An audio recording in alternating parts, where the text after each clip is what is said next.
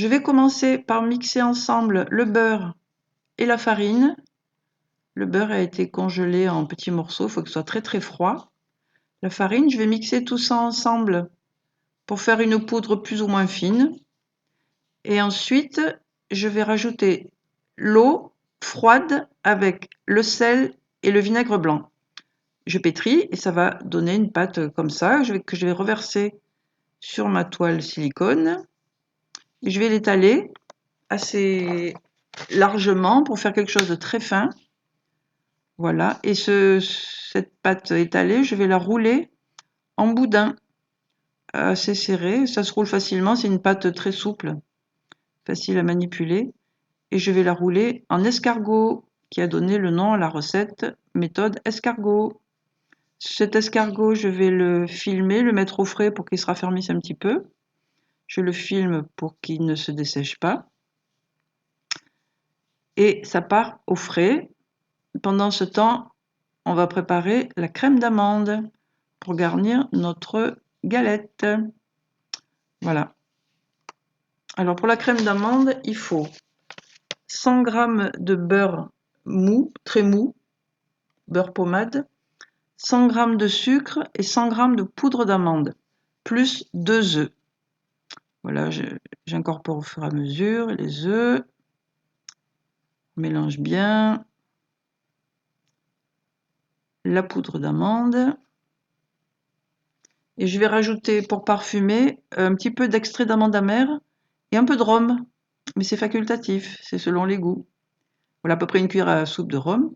Je mélange bien et c'est tout. Je ressors maintenant mon escargot de pâte feuilletée. Alors, je vais le couper en deux pour faire mes deux parties de pâte feuilletée. Il faut le mettre debout. Et comme ça, vous voyez bien qu'on aura toutes les couches de pâte successives. Je vais étaler mon premier pâton. Ensuite, je vais découper un rond de la taille de ma toile de cuisson. Voilà, toile de cuisson sur la plaque à alu perforée toujours.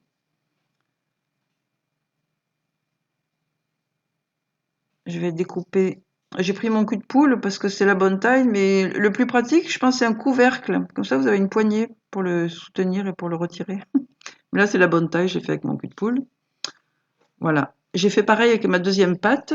Et maintenant, je vais garnir ma pâte feuilletée avec, à l'aide de la poche à douille, je vais mettre ma crème d'amande avec une douille lisse. Et je vais garnir, pas jusqu'au bord, pour pouvoir souder les deux parties de la pâte. Voilà, je remplis ma poche à douille avec le support. J'ai fait un escargot, c'est beaucoup plus facile à étaler. Je vais humecter avec de l'eau le pourtour de ma pâte pour pouvoir la coller après avec l'autre moitié.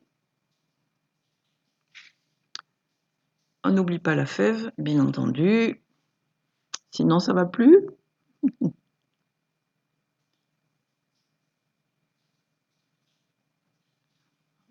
Quelques petites retouches, voilà.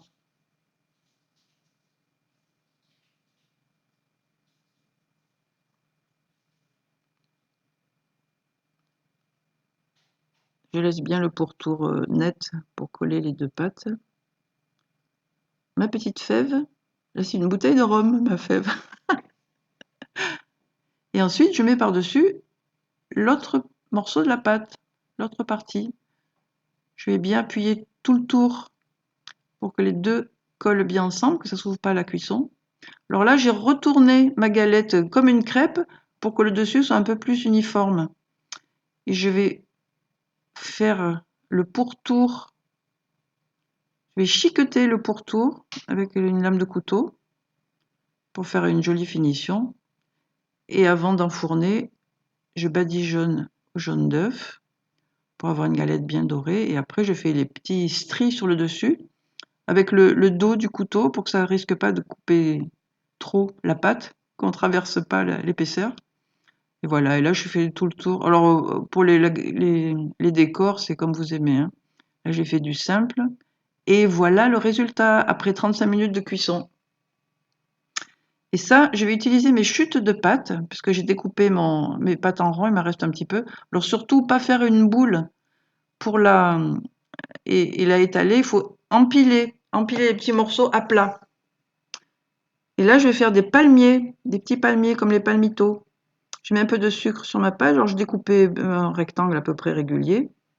Alors je replie d'un côté, je replie de l'autre, je fais 2 plis, voilà le second, l'autre pli de l'autre côté, et après je vais replier les 2 parties une sur l'autre. Je replie sur toute la longueur, et après je vais découper mes futurs petits palmiers, c'est tout. Je vais tremper un petit peu dans le sucre. C'est ça qui fait que les petits palmiers sont bien caramélisés, dorés. C'est le sucre. Là, je coupe mes petits morceaux, je les mets sur le tapis à génoise, qui sert aussi de toile de cuisson, entre autres. Et je vais découper toute ma bande de pâte. Et ça part au four. Et voilà le résultat. Très fondant et croustillant. Là, voici la liste des ingrédients.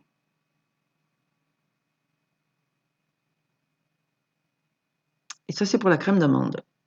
Et voilà, ben je vous souhaite bon appétit, mais essayez vraiment cette pâte feuilletée, euh, vous n'en achèterez plus jamais. Et voilà notre belle galette bien garnie. Bon appétit!